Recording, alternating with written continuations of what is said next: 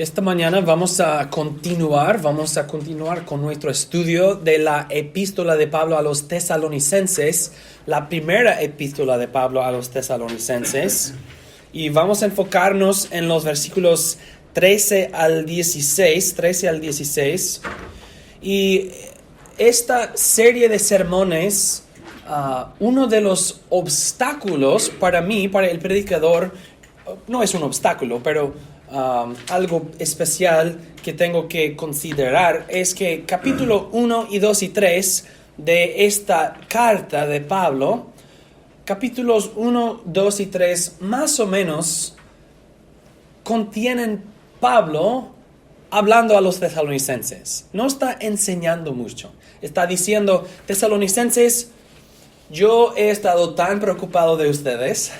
He recibido un informe bueno de Timoteo y estoy animado y quiero animarles a ustedes. Ustedes han sufrido y están perseverando en su sufrimiento y yo doy gracias a Dios que ustedes están perseverando así. Y no está enseñando mucho. Entonces Pablo repite lo que dice varias veces en capítulos 1, 2 y 3, y por eso es necesario para mí, el predicador, a veces tomar las palabras de Pablo, identificar un tema en sus palabras y luego enseñar un sermón acerca del tema que se encuentra en las palabras de Pablo, aunque Pablo mismo no enseña este tema, simplemente menciona este tema. Entonces, en este sermón vamos a hacer lo mismo y vamos a enfocarnos en un tema en las palabras de Pablo, porque Pablo no está enseñando en estos versículos, está más o menos hablando, porque eso fue una carta. Cuando tú me escribes un correo electrónico o yo les escribo, nosotros comunicamos, hablamos por medio del correo. No estamos enseñándose los unos a los otros normalmente. Entonces, así también vemos en esas cartas de Pablo a veces un diálogo. Pablo está hablando. Leamos entonces, primero de Tesalonicenses 2, 13 al 16. Vamos a enfocarnos en los versículos 15 y 16.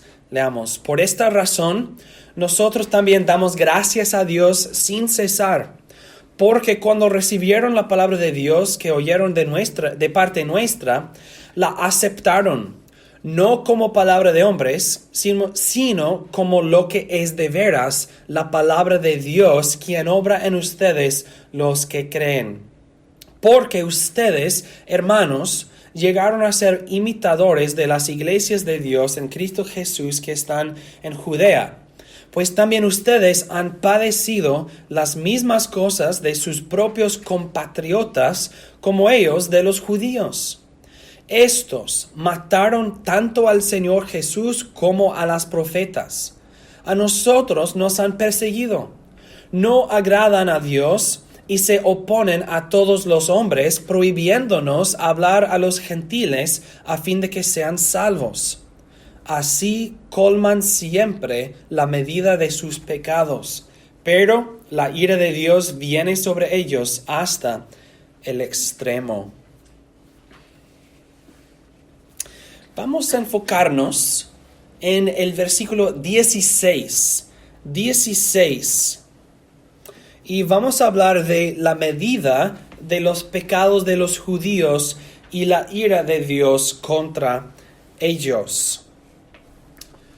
¿Cómo podemos entender estas palabras que Pablo menciona, no explica, menciona la medida de los pecados de los judíos y la ira de Dios sobre ellos o contra ellos? ¿Qué significa esto? Pablo no explica, no habla mucho, simplemente menciona un tema y sigue hablando. Entonces, para entenderlo, vamos a dividir el sermón en tres partes: la medida de los pecados, cuatro partes: la medida de los pecados de Israel, la medida de los pecados de las naciones y 2 puntos después de estos. Lo que vamos a hacer es tomar las palabras de Pablo y luego vamos a investigar en las Escrituras otros versículos que explican el contexto de las palabras de Pablo. Lo que Pablo dice tiene una historia, tiene un trasfondo muy grande que nos ayuda.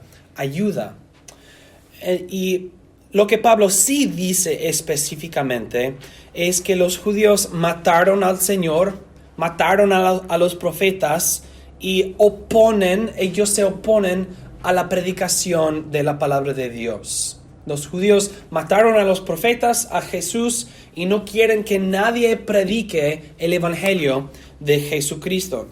Vemos esto en 1 de Tesalonicenses 2, 15 y 16.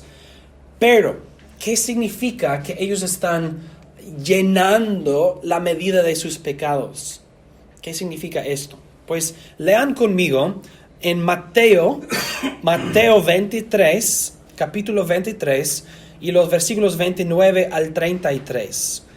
Mateo 23, 29 al 33. Y Jesucristo mismo dice esto: «Ay de ustedes, escribas y fariseos hipócritas, porque edifican los sepulcros de los profetas y adornan los monumentos de los justos, y dicen: si hubiéramos vivido en los días de nuestros padres, no habríamos sido sus cómplices en la sangre de los profetas. Así dan testimonio contra ustedes mismos de que son hijos de aquellos que mataron a los profetas. Colmen también ustedes la medida de sus padres. Serpientes, generación de víboras, ¿cómo se escaparán de la condenación del infierno?». Entonces, cuando Pablo menciona la medida de los pecados de Israel o de los judíos, él está simplemente hablando acerca de algo que ya tiene, como he dicho, un trasfondo en las Escrituras y en la historia del mundo. Jesús había hablado acerca de los judíos llenando la medida, colmando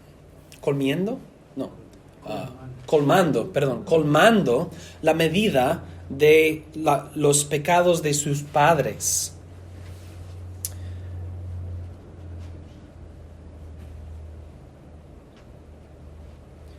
Noten que Jesús menciona la medida de los pecados de los padres. Y debemos conectar esto con lo que Pablo dice cuando dice, en versículo, ¿dónde está?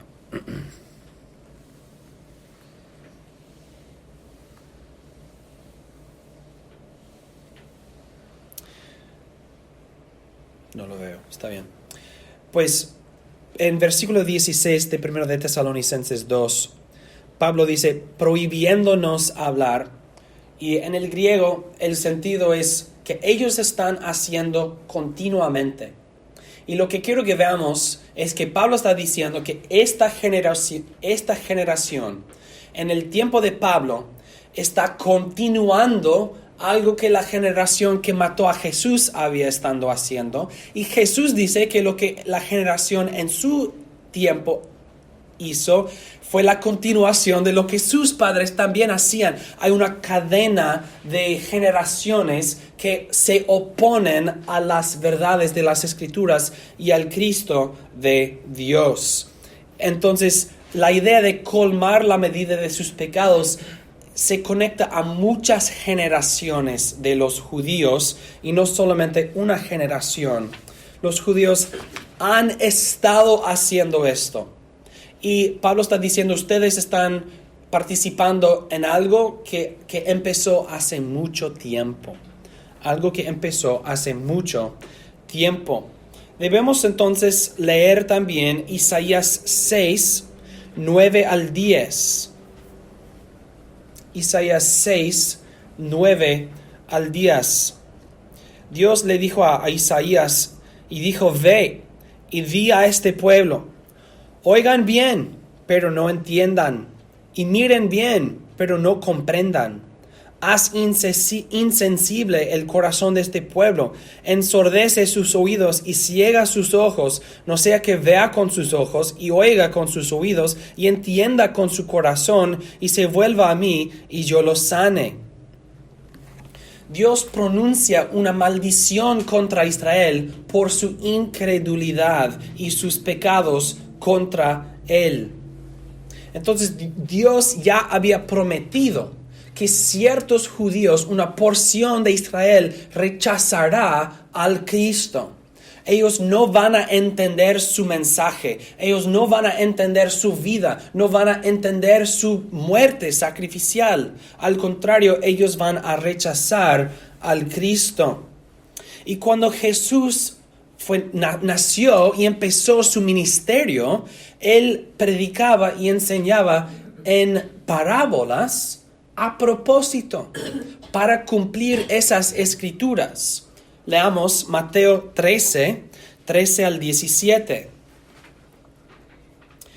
Por esto les hablo por parábolas, porque viendo no ven, y oyendo no oyen, ni tampoco entienden. Además, se cumple en ellos la profecía de Isaías que dice: de oído oirán y nunca entenderán, y mirando mirarán y nunca verán. Porque el corazón de este pueblo se ha vuelto insensible, y con los oídos han oído torpemente. Han cerrado sus ojos para que no vean con los ojos, ni oigan con los oídos, ni entiendan con el corazón, ni se conviertan. Y yo los sanaré. Pero bienaventurados sus ojos porque ven, y sus oídos porque oyen. Porque de cierto les digo que muchos profetas y justos desearon ver lo que ustedes ven y no lo vieron, y oír lo que ustedes oyen y no lo oyeron. Lo que estamos viendo, hermanos, en esos versículos es un tema muy grande en la historia de la redención y en las Escrituras. Que Dios escogió a Abraham y sus hijos para ser la familia del Mesías. En Génesis 2, Abraham, de tu linaje será nacido el que bendice a las naciones. Entonces el Mesías, el Cristo, pertenece a la familia de Abraham, los cuales son los israelitas, los judíos. Y Dios también prometió que una porción de esos judíos rechazarán al Cristo, y otra porción de los judíos abrazarán a Jesucristo, creerán en Jesucristo, en el Mesías. Y cuando la porción que no cree, Dios dice: ustedes están cumpliendo lo que yo había prometido acerca de ustedes, que les he dado el Mesías. Ustedes han visto, han oído el Mesías, pero no creen, y por eso ustedes son condenados. Pablo discute y explica esto en Romanos 9 al 11. Capítulos 9 al 11. Vamos a leer simplemente 2 versículos de capítulo 11 en Romanos. Dice: ¿qué pues? Lo que Israel busca, eso no alcanzó. Pero los elegidos, la porción de Israel, sí lo alcanzaron, y los demás fueron endurecidos. Como está escrito: Dios les dio espíritu de estupor, ojos para no ver y oídos para no oír, hasta el día de hoy. Otra vez mencionando Isaías 6. Entonces Isaías 6, Mateo 23, Romanos 9, 10, 11. Lo que estoy mostrando es que cuando Pablo menciona en 1 de Tesalonicenses 2 que los judíos están colmando la medida de sus pecados, Pablo está simplemente mencionando algo muy grande en las Escrituras y en la historia de la redención. Y eso fue importante para que los creyentes en Tesalónica entendieran, para que entendieran que ellos están participando en algo que empezó hace mucho tiempo. Y así como los judíos rechazaron a los profetas y a Jesucristo y a los apóstoles, los tesalonicenses, ustedes están participando en las mismas cosas con nosotros. Eso no es nuevo en la historia del mundo, es nuevo para ustedes, pero no es nuevo en el mundo, y ustedes deben regocijar que están sufriendo lo que Jesús sufrió, y lo que los profetas sufrieron, y lo que los apóstoles han sufrido. Ustedes son están con nosotros en este sufrimiento, Pablo está diciendo. Y también Pablo quiere que ellos sepan que los judíos que te persiguen, ellos van a sufrir. Ellos van a recibir un castigo, un juicio para sus pecados contra ustedes. Dice Pablo, pero la ira de Dios viene sobre ellos hasta el extremo. La ira de Dios viene sobre ellos hasta el extremo. La ira de Dios contra Israel, Pablo está diciendo, ha empezado y va a continuar y va a llegar a un clímax, a un cumplimiento. ¿Cómo? ¿Dónde vemos la ira de Dios contra Israel en aquel tiempo y una ira que sigue, que continúa? Pues en varias etapas. Vemos en el tiempo de Jesucristo mismo la ceguera de los israelitas que no vieron, pero no vieron. Todo eso fue una maldición contra ellos.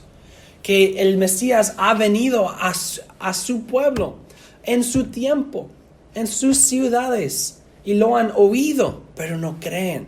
Eso fue una maldición contra ellos. También cuando murió Jesús y el velo del templo fue rendido, fue rasgado, gracias, fue rasgado. Eso también, ahora su lugar santísimo en la tierra está vacío. No hay ninguna gloria, no hay el arca no está presente. Entonces, ¿qué tienen? No tienen nada. Eso es una maldición contra ellos. Otra maldición en el día de Pentecostés, cuando los apóstoles y los otros hermanos empiezan a hablar en otros idiomas, los idiomas de las naciones, eso fue una maldición contra Israel, porque ahora la proclamación de la palabra de Dios y los beneficios no son atrapados en Israel. Eso es para todo el mundo. Entonces, cuando la palabra de Dios se pronuncia en otros idiomas, no en sonidos raros e incomprensibles, sino idiomas de las naciones, eso fue una maldición contra Israel. Y nosotros sabemos que la destrucción de la ciudad de Jerusalén, después de esta carta, fue otro juicio, otra maldición contra Israel. Dios destruyó a los incrédulos israelitas. Y en el juicio final, ellos van a tener que dar una cuenta para todo lo que Dios les había dado. Porque Pablo dice en Romanos 9, ¿qué ventaja tiene el judío? Y menciona una lista de cosas, muchas cosas. Todas esas ventajas. Y cada uno tendrá que dar cuenta, ¿qué hiciste con esas ventajas? ¿Qué hiciste con todos esos privilegios? No creí, no obedecí. Ellos tendrán que decir esto y serán castigados, juzgados, condenados. Así los tesalonicenses pueden entender lo que está pasando. ¿Por qué estamos sufriendo estas cosas? ¿Por qué nos están persiguiendo así? Pablo les dice, ustedes están experimentando las mismas cosas que han estado pasando por generaciones, que Dios había prometido. Y habrá una recompensa mala, habrá juicio, habrá condenación, ira para esos judíos que te están persiguiendo. Entonces, ahora podemos decir que entendemos lo que Pablo dice en 1 Tesalonicenses 2, 15 y 16, y 14 al 16. Ustedes han padecido las mismas cosas de sus propios compatriotas como ellos de los judíos. Ahora debemos seguir al segundo punto al segundo punto de nuestro bosquejo, la medida de los pecados de las naciones.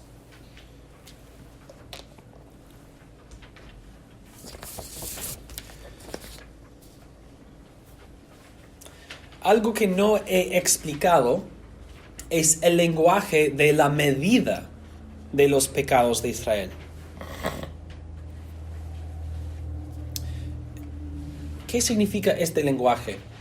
En un jardín japonés, ¿han visto ustedes esta cosa? Un cubo de agua y también ¿cómo se dice? A branch, una rama de bambú con agua, como un tubo, y el tubo, el agua fluye por el tubo en el cubo, y cuando el cubo se llena, it tips over, y se vacía, sí, se derrama, y luego repite otra vez, porque el bambú, el agua sigue fluyendo por el bambú, llena el cubo derrama otra vez. Es algo en los jardines japoneses. Esta es la idea del lenguaje, de la medida de los pecados de Israel. Y lo que quiero que veamos es que Dios usa este mismo lenguaje para describir no solamente la medida de los pecados de Israel, sino de todas las naciones y el mundo. Y que nuestros pecados llenan el cubo. Nuestros pecados llenan el cubo y llega a un punto, hasta un punto, en que derrama. Y cuando derrama es la ira de Dios contra nosotros. Nuestros pecados llenan el cubo y luego derrama sobre nosotros la ira de Dios. Esto es lo que Dios está diciendo, que Israel están haciendo esas cosas horribles. Y están simplemente acumulando para sí condenación, acumulando para sí juicio. Están llenando la medida de sus pecados. Y la idea de medida es que Dios ha decretado que hay un nivel, hay un límite. Y cuando llega a este nivel, cuando llega a este límite, derrama el cubo. Hay una medida. Una medida es algo específico o no es una medida. Si una receta dice esa cantidad de azúcar, tú echas esta cantidad de azúcar y no otra cantidad. Una medida es una medida. Así también la medida de los pecados de Israel es una medida específica. Vemos en la historia del mundo que los pecados no solamente de Israel, sino los pecados de las naciones también llenan los cubos. Y cuando llega a la medida, derrama Dios su ira contra ellos. Vemos esto en puntos importantes en la historia del mundo. Por ejemplo, el pecado de las naciones, el pecado del mundo, llena el cubo y Dios derrama el diluvio contra ellos. Noten también en Génesis 15:16. Génesis 15:16. Dijo Dios a Abraham: en la cuarta generación volverán acá, pues hasta ahora no ha llegado al colmo la maldad de los amorreos. Dios está diciendo: Abraham, yo te he prometido la tierra de Canaán para ti y para tus descendientes. Pero ustedes no van a poseer esa tierra hasta la cuarta generación, porque los amorreos y los otros cananitas, ellos están llenando la medida de sus pecados. Y ustedes van a ser mis herramientas de juicio contra ellos. Ustedes van a ser el agua que derrama sobre ellos cuando llenan el cubo. Pero no han llegado a este punto. No ha llegado al colmo la maldad de los amorreos. Entonces la conquista de Canaán, la conquista de los tribus, las naciones cananitas, eso fue otro ejemplo, como el diluvio, de la medida de los pecados de las naciones y la ira de Dios contra ellos. También en el torre de Babel, cuando Dios confundió a las naciones y sus idiomas, fue el mismo. Dios hizo lo mismo a las naciones que destruyeron a Israel y a Judá. Los asirios destruyeron el reino del norte. Y ellos se engrandecieron y dijeron, nosotros somos dioses y todo. ¿Y qué pasó? Ellos pecaron tanto contra las naciones. Dios prometió, y eso fue cumplido, que otras naciones destruyeron a los asirios. Los babilonios hicieron lo mismo al norte del sur, a Judea. Y ellos se engrandecieron. Y luego Dios los humilló. Dios destruyó a Babilonia. Es decir, que podemos hablar de Israel llenando el colmo de sus pecados, la medida de sus pecados, pero vemos las mismas cosas en las naciones también. Y cuando llega a la medida, cuando llega al colmo, entonces Dios derrama su ira contra ellos. Punto número 3. La medida de nuestros pecados. Es muy fácil apuntar el dedo a los israelitas y los cananitas y los asirios y los babilonios. Pero las escrituras nos dicen claramente que todos estos eventos son advertencias pequeñas para todo el mundo, que viene la ira de Dios contra todos nosotros, para todos nuestros pecados internos y externos, todos los pecados de todas las personas que jamás han existido, que hay un juicio final, un juicio total, un juicio perfecto. Y esto significa que cada uno de nosotros estamos llenando la medida de nuestros propios pecados. Cada uno de nosotros estamos llenando nuestro cubo con nuestro pecado.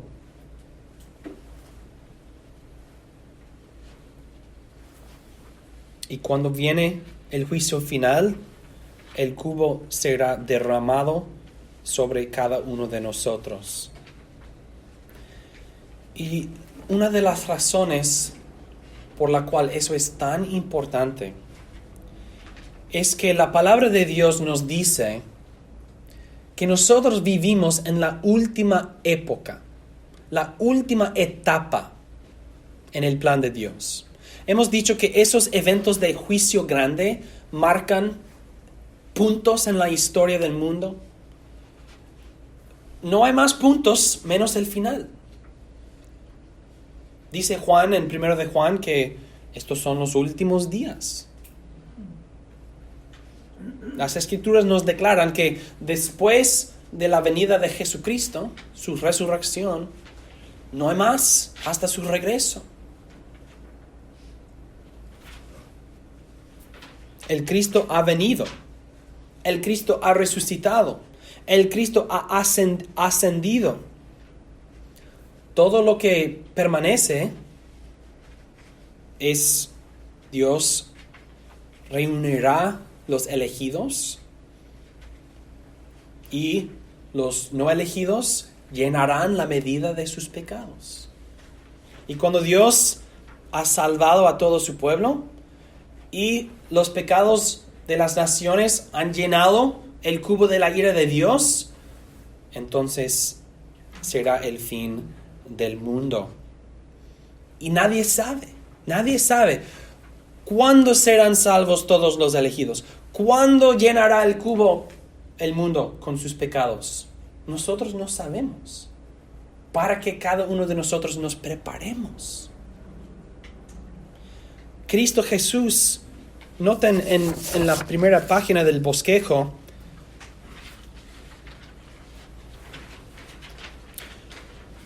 en Mateo 23, la primera cita, en punto número 1, versículo 33. Mateo 23, 33. Jesús preguntó, ¿cómo se escaparán de la condenación del infierno? ¿Cómo se escaparán de la condenación del infierno? Todos nosotros tenemos que reconocer que estamos llenando el cubo de nuestros pecados. ¿Cómo escaparemos este cubo derramando sobre nosotros?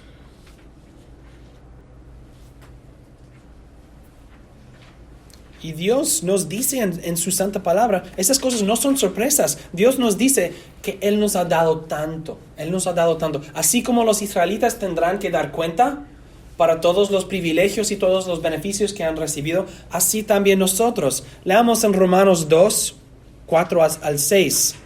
Romanos 2, 4 al 6.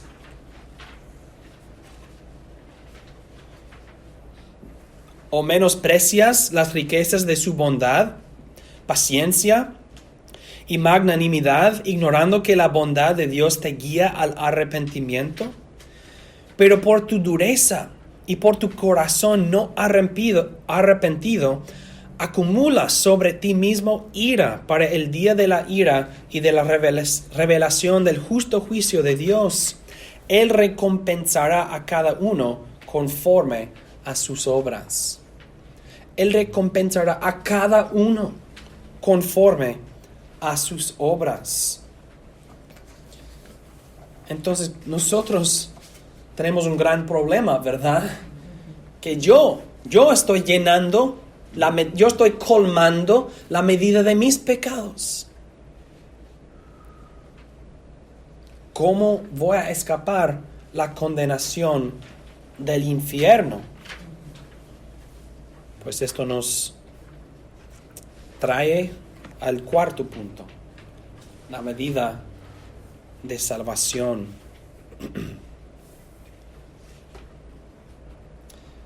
La ira de Dios es su justicia perfecta contra un objeto pecaminoso. La ira de Dios es su justicia perfecta contra un objeto impío, un objeto malo, un objeto pecaminoso. Es su castigo eterno contra los incrédulos y no arrepentidos. Pero demos gracias a Dios que Él envió a Jesucristo. En 1 de Tesalonicenses, capítulo 1, Pablo ya ha mencionado la ira de Dios. ¿Qué dijo?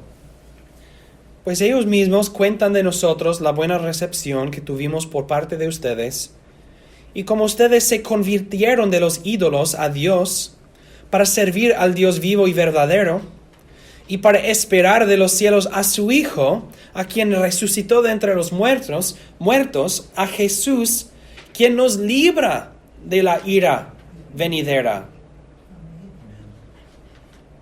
Viene la ira, pero Jesús nos libra de la ira venidera. Entonces, nosotros no estamos esperando el fin del mundo con miedo.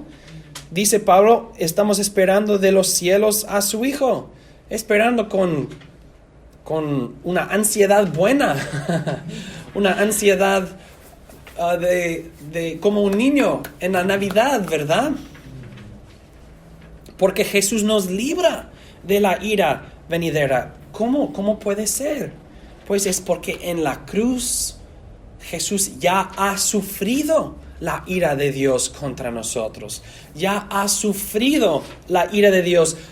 Jesús, todos los cubos de los pecados, llenos de pecados, todos esos cubos de todos los pecados, de todos los que confían en Él, fueron derramados sobre Jesucristo. Entonces, si yo me pongo abajo de mi cubo y si yo lo derramo, no hay nada. Porque Jesús ya, hasta la última gota, ha sufrido la ira de Dios contra mí y contra mis pecados. Jesús sufrió la sentencia, sufrió la condenación, sufrió el castigo. Él murió y Él fue resucitado. Nosotros llenamos el cubo y Jesús lo tragó completamente. La medida de salvación, ¿cuál es la medida de salvación? La medida de nuestros pecados es tanto, la medida de salvación es tanto, ¿verdad? Nuestros pecados son finitos. Nuestros pecados son finitos, una cierta cantidad. Pero el sacrificio de Jesucristo cubre todos nuestros pecados. La medida de la salvación que tenemos en Jesucristo es perfectamente exacta. Alcanza a todos nuestros pecados. Es perfecta y completa. Y Dios nos enseña en su palabra esas mismas cosas. En la palabra escrita, también en la palabra visible. El bautismo y la cena del Señor. En el bautismo, ¿qué nos enseña Dios visiblemente? Jesús entró en la muerte, en el juicio, en la condenación. Jesús entró en el sepulcro y Jesús salió victoriosamente en la resurrección. Dios nos dice visiblemente, mi hijo ya ha sufrido mi ira. Y en la cena del Señor, así también vemos que Jesús tomó la copa de la maldición para que nosotros pudiéramos tomar la copa de la bendición. Él murió. Nosotros celebramos la muerte de Jesús, su cuerpo, su sangre. Él ya ha sufrido. Él ya ha sufrido y nosotros tenemos vida nueva, vida perfecta, vida eterna en Él. Amén. En la palabra de Dios escrita, en la palabra de Dios hecha visible, Dios nos dice vez tras vez, mi hijo ha sufrido mi ira, mi hijo ha sufrido la ira de mí contra todos los que confían en Él. ¿Qué podemos decir en conclusión entonces? 3 cosas, todos juntos. Número 1, ay del pecador. Un ay es una maldición, es una advertencia de maldición. Hay una maldición sobre ti, ay del pecador. Pero hay del pecador que rechaza a Jesucristo. Los judíos van a sufrir más ira, una ira más furiosa por su rechazo de toda la luz que Dios les había dado. Ellos tenían al Cristo mismo en la carne y lo mataron. Y van a sufrir una ira terrible. Hay del pecador. Pero hay del pecador que rechaza a Jesucristo. Y gloria a Dios, bendito el pecador cuyos pecados son perdonados. Dice Romanos 4, 7 al 8, pero citando a Salmo 32, 1 al 2. Bienaventurados aquellos cuyas iniquidades son perdonadas y cuyos pecados son cubiertos. Bienaventurado el hombre a quien el Señor jamás le tomará en cuenta su pecado.